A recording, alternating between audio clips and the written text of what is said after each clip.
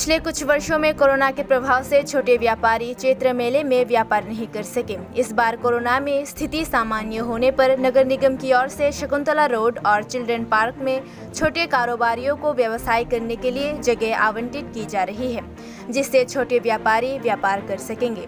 नगर निगम के कर्मचारियों ने बताया कि शकुंतला रोड में 375 और चिल्ड्रन पार्क में 75 लोगों के लिए जगह रखी गई है।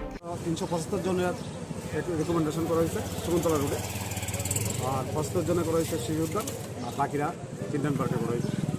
स्टॉल के किनारे 10 फीट तक सड़क का निर्माण किया जा रहा है ताकि रोड के किनारे चलने में लोगों को परेशानी ना हो। প্রতি 10টা ঘর পর আমরা 10 ফুট করে রাস্তা রাখছি, যাতে ব্যবসায়ীরা আরামসে মানে সুবিধামতোভাবে চলাফেরা করতে পারে, কারো কোনো অসুবিধা না হয়। হ্যাঁ, এই লেগে 4টা রুল করছি আমরা, 5 ফুট বাই 5 ফুট করে 4টা রুলে মাঝখানে দুটো রাস্তা থাকছে, আর মাঝে 10টা ঘর পর একটা 10 ফুটের রাস্তা থাকছে।